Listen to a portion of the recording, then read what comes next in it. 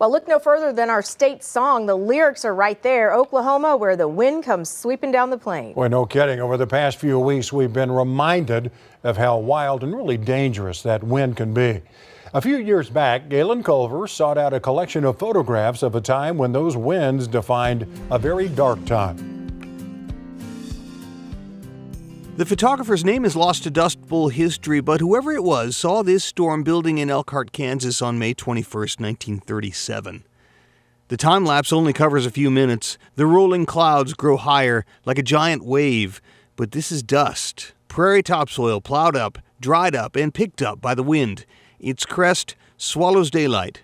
To look at those pictures, you're right, doesn't do it justice. I don't think from talking to everybody that we could possibly imagine what it was like.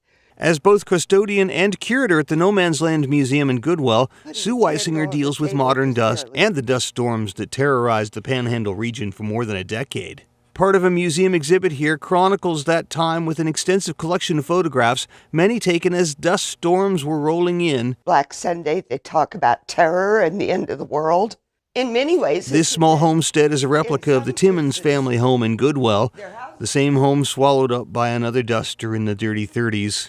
A week later, then their ceiling collapsed. She still hears stories from time to time, passed down from parents and grandparents, a few still from people who remember themselves. Probably the most poignant one that I've run across are people that lost sisters and brothers or a mother, and quite a few died from the dust. The pictures come from different collections, some from photographers like R.C. McLean, who were sent by the federal government to chronicle one of the largest ecological disasters of the 20th century. The old hearse at the center of this exhibit sits as a reminder to the duster's toll in lives. Sue Weisinger works to preserve one kind of dust while keeping the dust of history at bay. In Goodwell, Galen Culver, News 4. Is this a great state or what?